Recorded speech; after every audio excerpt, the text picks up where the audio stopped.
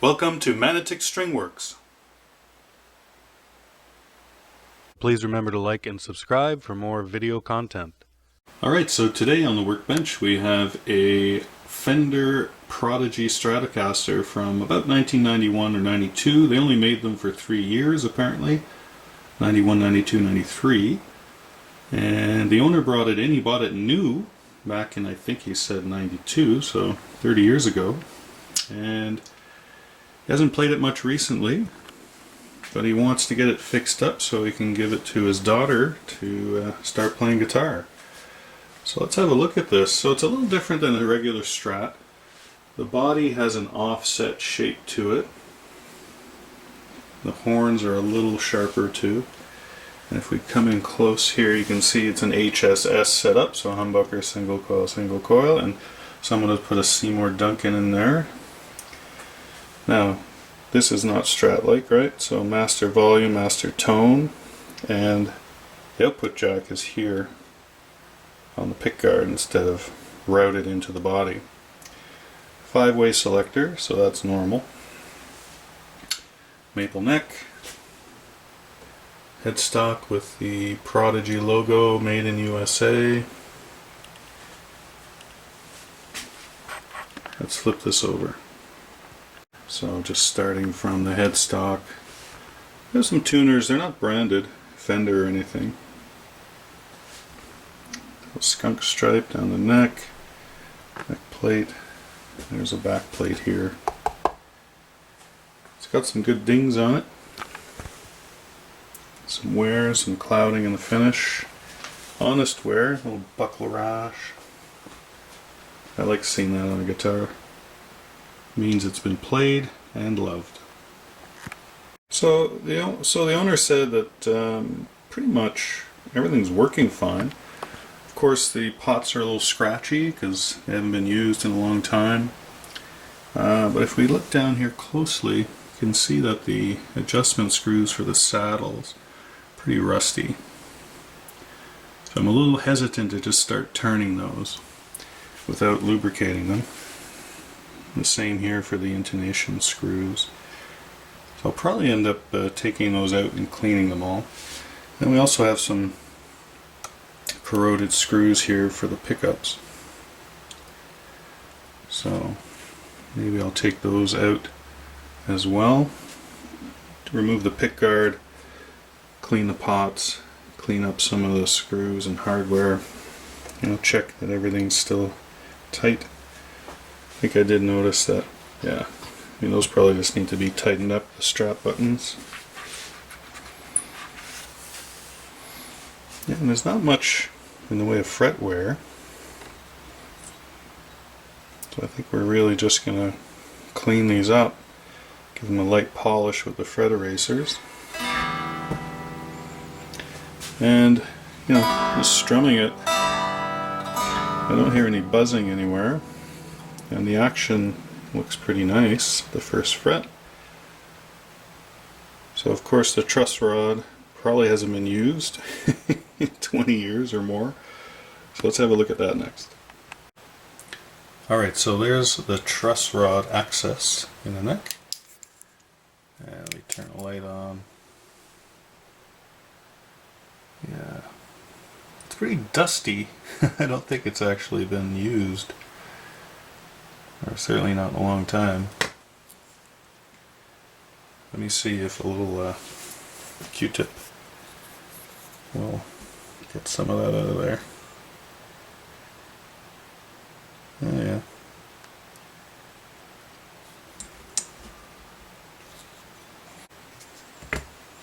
Alright, so I'm pretty sure this is going to be a 3/16. Let's get in there.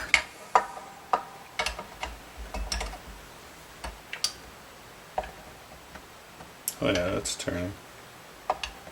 So, I don't think we're going to have an issue with that. Cross your fingers. Alright, so I think before anything I'm going to put some oil right on those saddle screws. You can see they're pretty rusty all across, especially here in the E, A, D, G where you'd rest your hand. Also the saddle spring screws. I'm going to oil them up, let them sit for a while, and then see how well they work before deciding if I want to take them all out or not.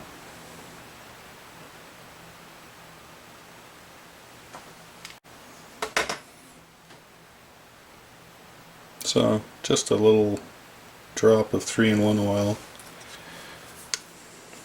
should get things going a bit.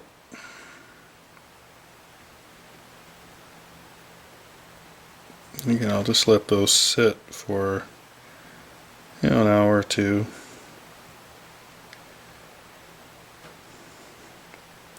Some here on the intonation screws.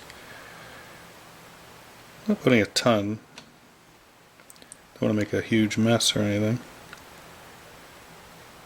But enough that things will start to settle in there. And we can easily clean it up too. Alright, good for now. Alright, so let me check the electronics. We'll plug it in. It seems okay. Turn on my amp.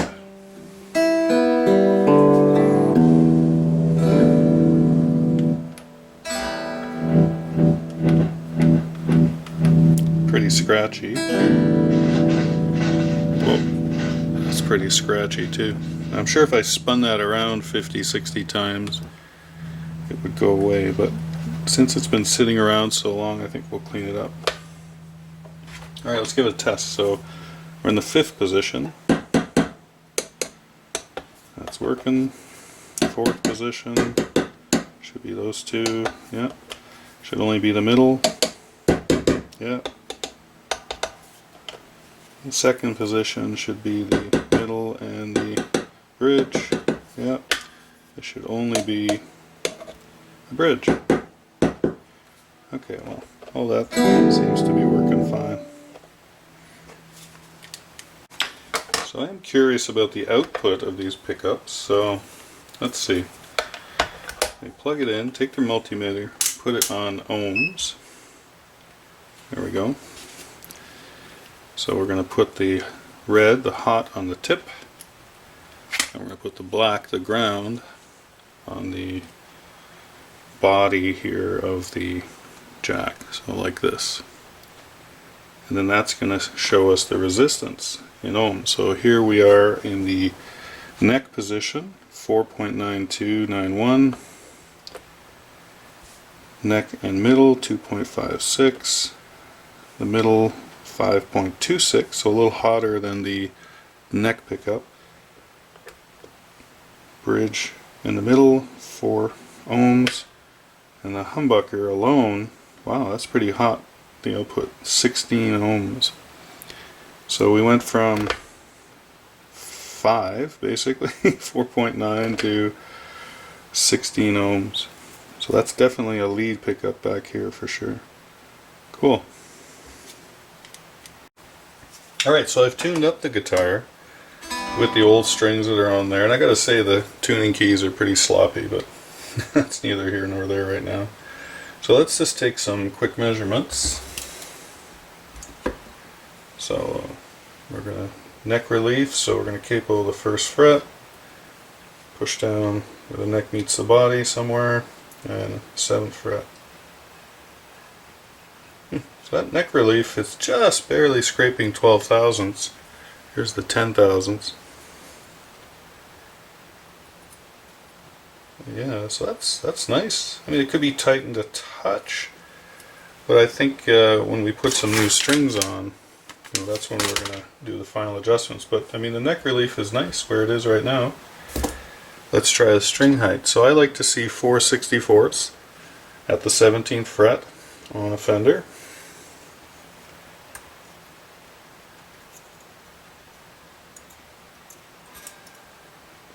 So we're doing pretty good here. I mean, it's probably a touch higher than 4, not much though. Here's a 5/64 here. Okay, I'm just, yeah, so it's probably a little high. So we're going to try and get this down. Oops, sorry. Wrong fret. Concentrating on the video too much, making the video instead of doing the work. Yeah, so I mean, we want to see 4/64 at the 17th fret for Fender style guitars.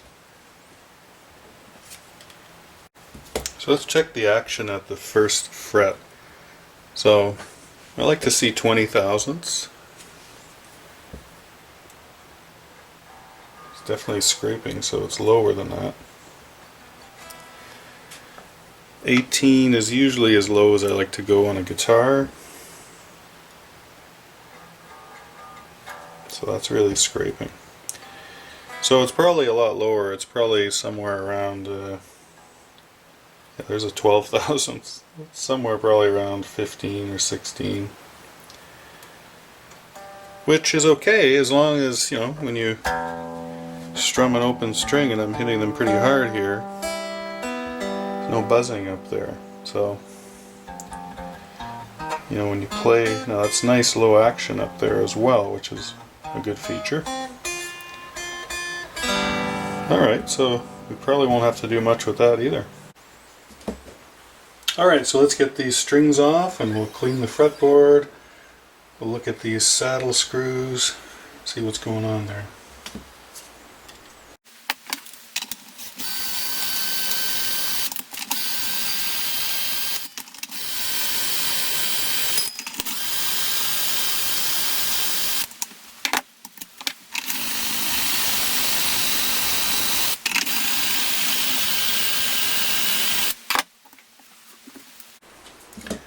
So I generally like to cut the strings off Strat once they're loose.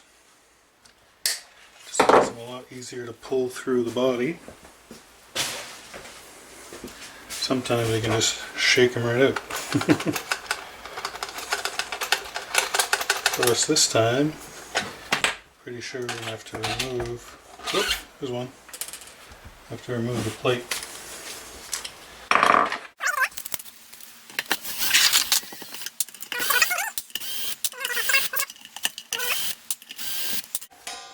This will give us a chance to look inside here too. So we've got 3 springs straight up and down, which is the way I like it. I don't like the diagonal stuff. I don't see the reason for that. 3 is more than enough. It's good. Alright, let's see if I can get these out. There we go.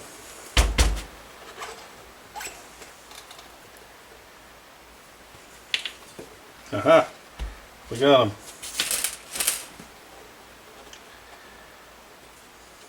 Alright. So there's a few things we need to do with this guitar while the strings are off. So one is clean the fretboard and then polish the frets with some fret erasers. So that we can do. The fret ends are nice on this guitar. They're not bad at all. Secondly, I want to look at these saddle screws. I've already oiled them, so I think I'll take them out one by one and then just sort of try and clean them up a bit. And the last thing is actually, I think I'm going to remove the pickguard, pull everything up, and clean those pots and the switch as well. Alright, so these saddle screws, they're pretty rusty near the bottom especially, so I've already dropped 3-in-1 oil in there, left it sit overnight. Still a little oily. I think if I take these out, I'm not going to take them all out at once, I'm just going to do one at a time. And you can see, wow, look at my finger, the oil's already taken off a lot of that rust. So I think what I'll do is I'll just take some 4/0 steel wool and just rub it.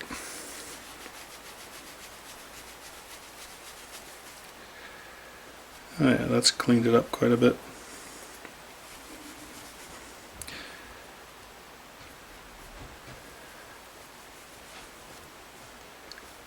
Yeah, that's a lot better than it was. So I think I'll just do each one of them.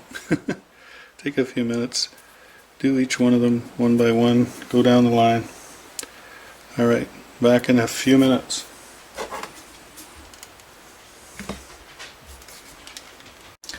So after a couple of them, I'm going to hone my technique a little bit. So I've taken it out, it's on the end of my Allen key wrench here, my little driver. And using that, I'm going to push it in to the steel wool and then spin it around 10 or 12 times.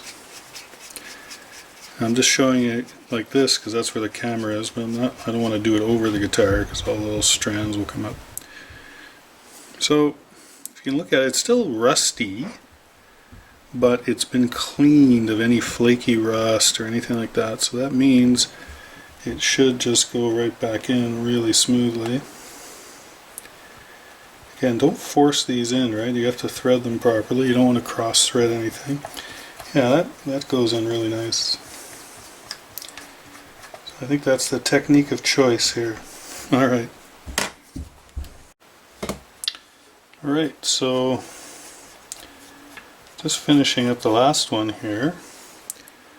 I don't know if it's hard to see on camera or not, but you know, it's cleaned up, it's lubed up, it goes in nice. I'm not trying to get these perfect, right? We want to, you know, if you want perfect, you can just get replacement screws, but these are perfectly fine. They're not stripped out or anything, and they're lubed up now. So I'm just going to use a piece of paper towel here and just get in here. Any excess oil might be around. Pick up any grime. Yeah, that looks good. These are working great. Alright, job done. Oh yeah, in case you were wondering, I was using a 1.5 millimeter hex driver, very tiny, for these saddles. The 3/64 is actually too small. Turns it a little bit, but I felt that it wasn't gripping as well as the 1.5. So always make sure you're using the right hex drivers. You don't want to strip those out.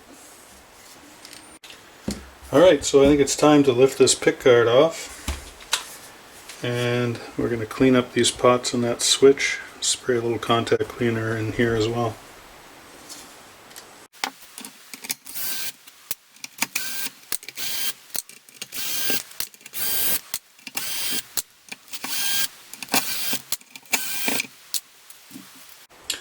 Alright, let's see what's under here. Now, pretty sure someone put Seymour Duncan in there, so it would have been open before, at least once. But, alright, well, that's one big route. So, and lots of room in here too, the electronics cavity, so you could put humbuckers in there, single coils, a whole bunch of different things. Alright. And of course, because the output jack is in the pickguard, there's only a ground wire, the bridge ground wire holding all this in there, so that's pretty cool too. Let's see, can I get at the pots? Oh yeah, there we go. Sometimes you gotta figure it out, you know? Get something behind there. Oh yeah. Let's have a closer look at that. Alright, let's get in close there. So these are small pots. There's lots of solder on them. Interesting switch. Plastic switch. Pretty cheap output jack too. And there's the Seymour Duncan pickup. Try to get rid of some of that glare. So there you go. JBJ.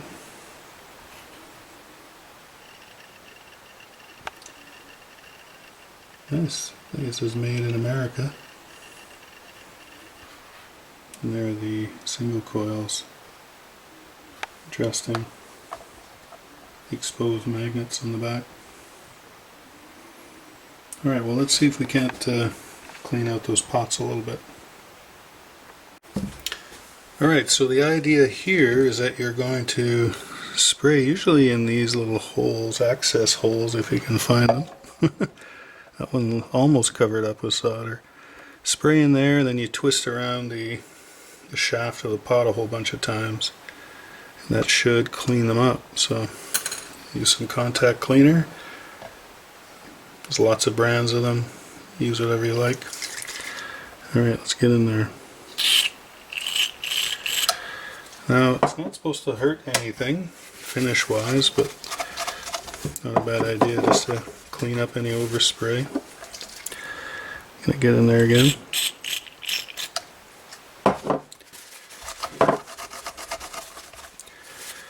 Now this one, I have to come in from the top here.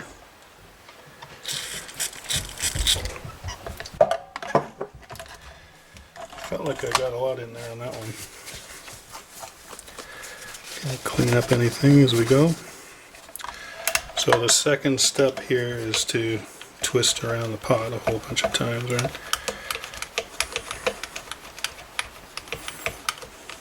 $20, $30 times.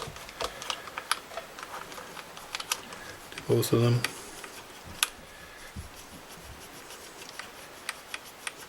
I mean, this guitar is working well. It was a little scratchy. And there seems to be a bit of a market for these guitars, so I don't think I'd change the electronics on it. If they're working, you know, if it ain't broke, don't fix it. Okay.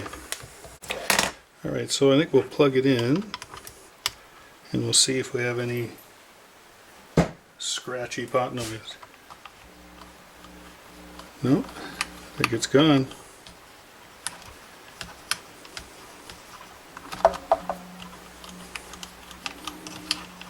Yep, so that's good.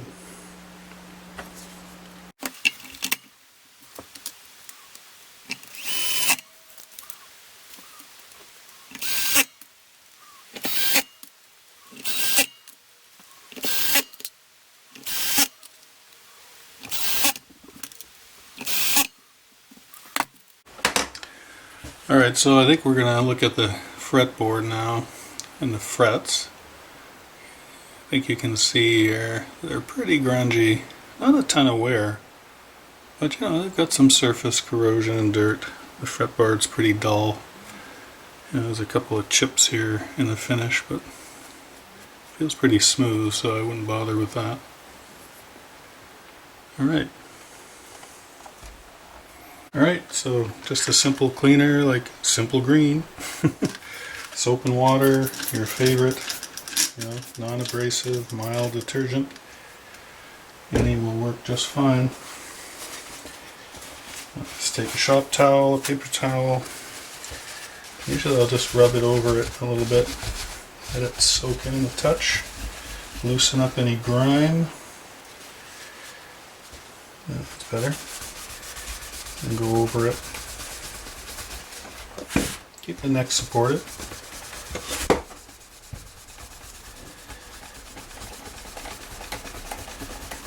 It's already cleaned up the frets nicely. Gotten rid of a lot of the surface grime.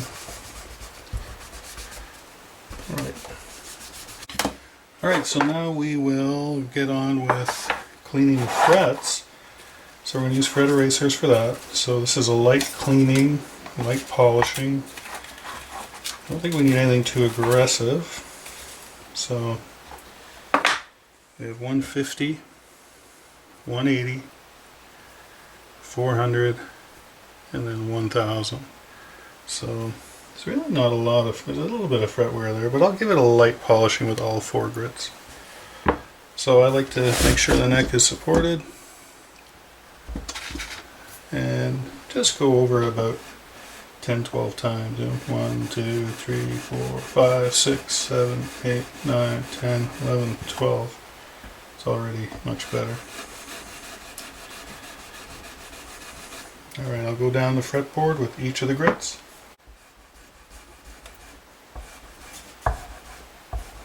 Just give me the last little pass here with the 1000.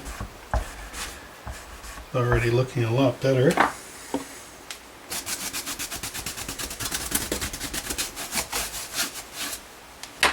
So look.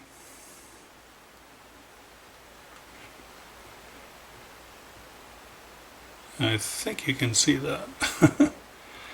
Yeah, it does a good job. I mean, this isn't by any means a fret polishing, but all that corrosion and dirt is gone. Got a nice smooth fret to play on. That's what we want.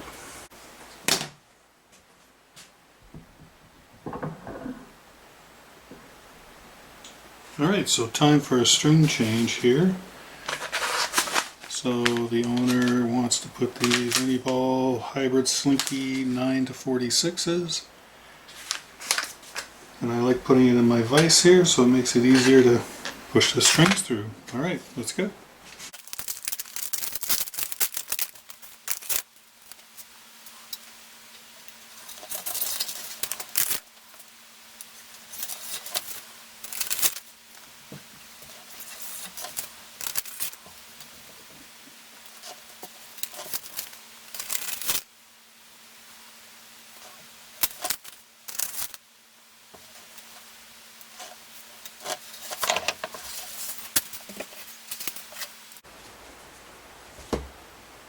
Alright, so let's start stringing this up.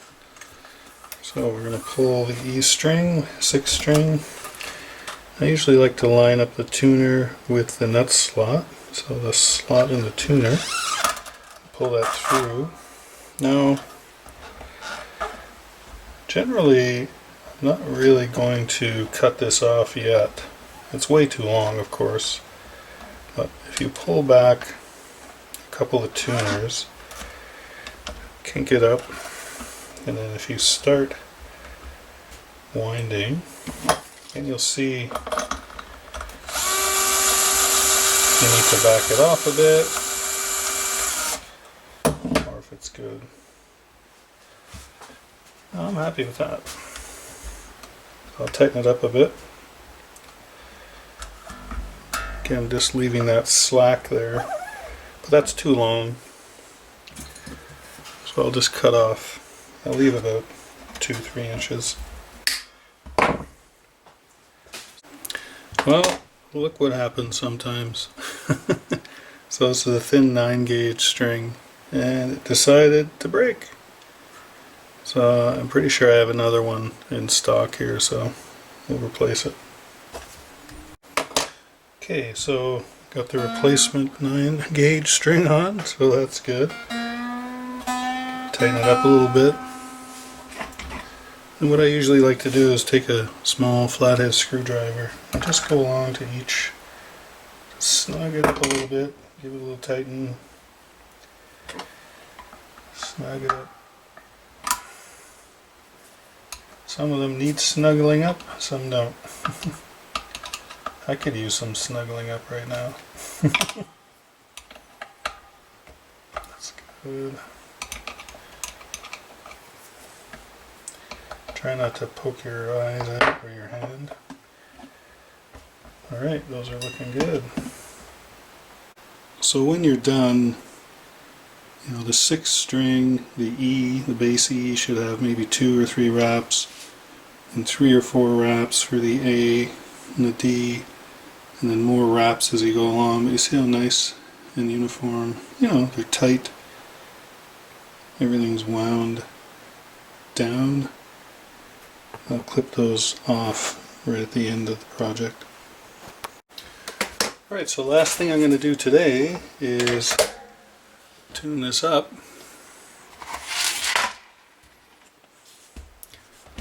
And I guess what I can do here is give it... So I like to tune first, right? So do a real quick tuning, doesn't have to be perfect.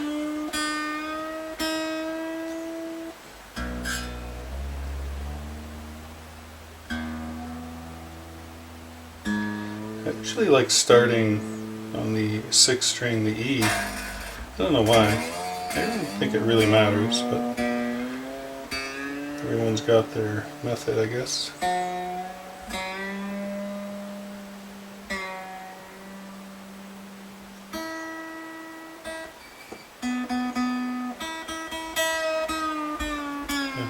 That one was way too high. Get the B string right. What are you doing?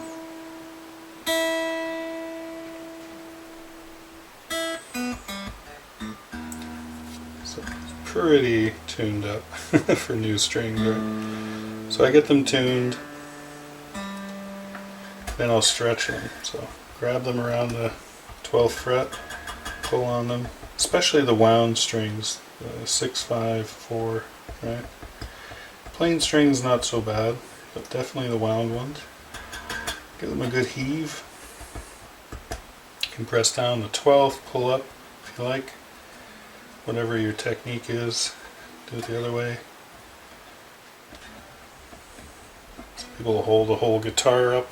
I don't go that extreme, but just pull them. So this will get at least a half tone out of the string. Yeah, well, we're full tone here. Got a half tone, same there. Same there. Not as much, right, as you get on the plain strings.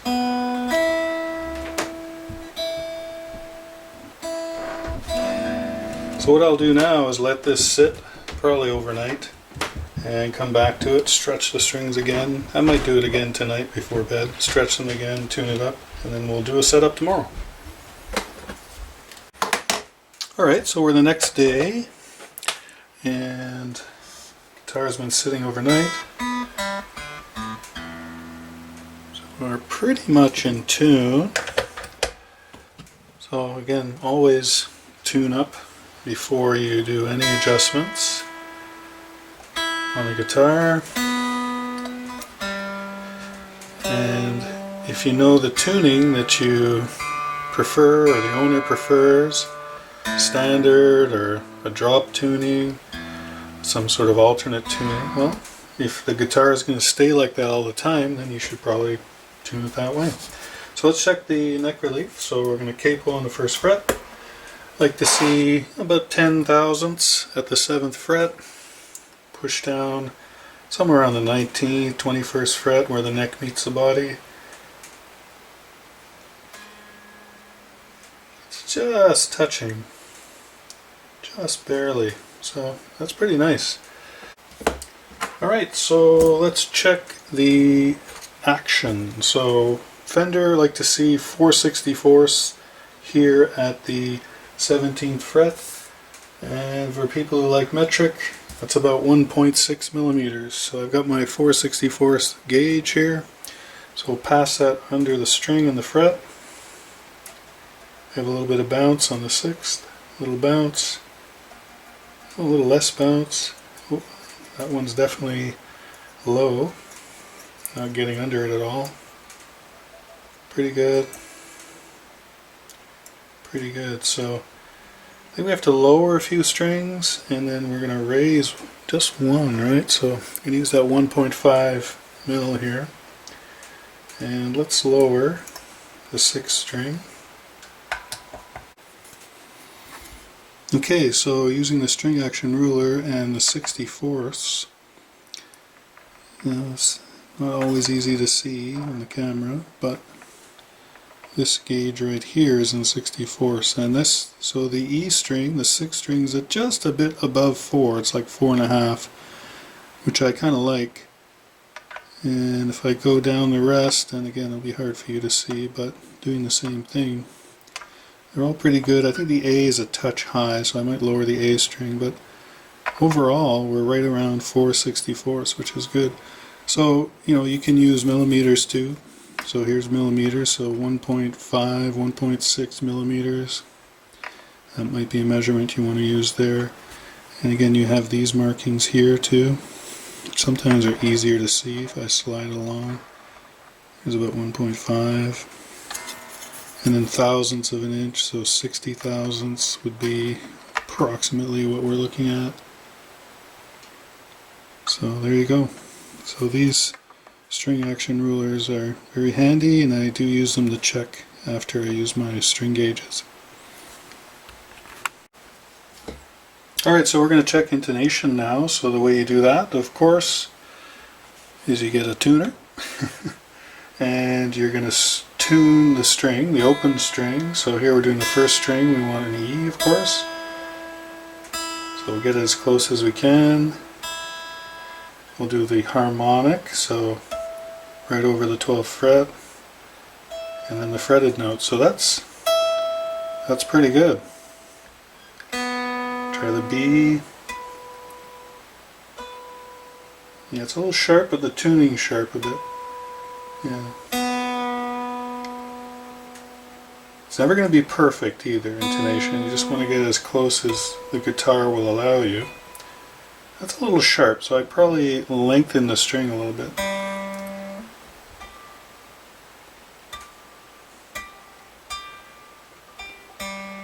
Yeah, the G's a little sharp too. The D is tuned flat, so we'll tune it up a bit. That's pretty good.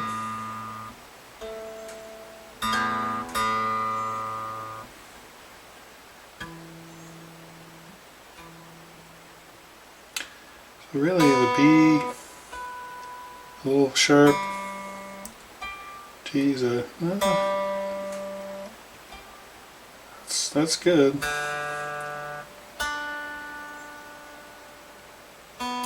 So I think we'll lengthen the B string a little bit. So I'm going to loosen this up, detune a touch, take some stress off the string. We're going to bring this back a little bit. Tune up again.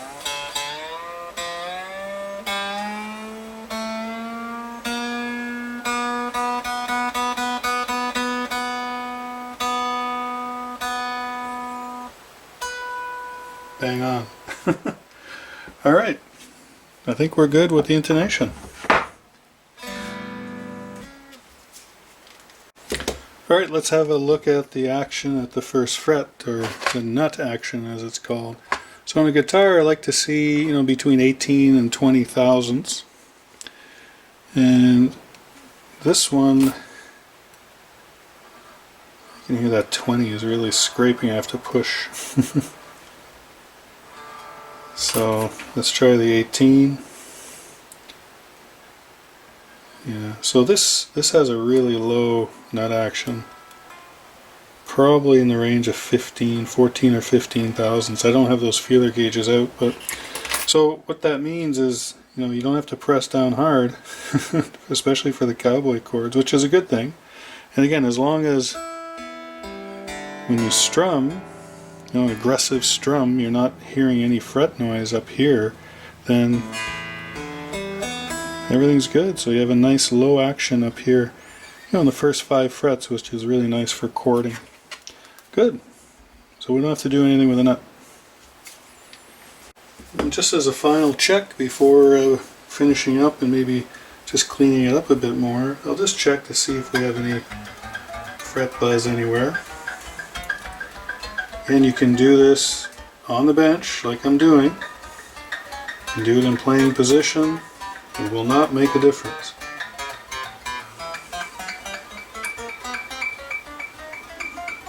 Yeah, everything sounds good. I didn't notice anything earlier. It was me.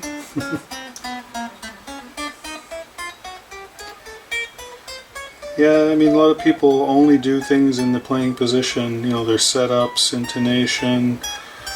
I've done them all both ways, makes no difference whatsoever. And that's my opinion on that. Yeah.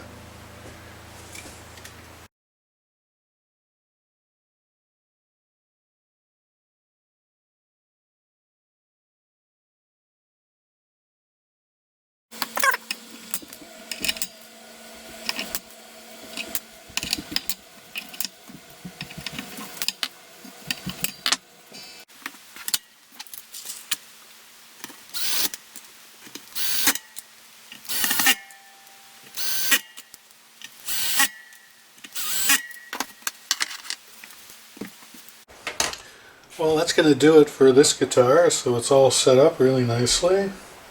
All in all, for a 30-year-old guitar, it's held up pretty well. So tell me in the comments what you think of a Fender Prodigy Stratocaster type guitar. Maple neck, black body, HSS setup, 1 volume, 1 tone, 5-way selector. Sort of like more like a Jackson or a Charvel of the day, I guess, eh? But yeah, I think it's a pretty cool guitar. Certainly as a beginning guitar too, a beginner's guitar. Not bad if you can find one. I think they're pretty rare apparently. So, alright, well that's it for this one. Thanks again for watching. I'll see you in the next video. Okay, bye for now.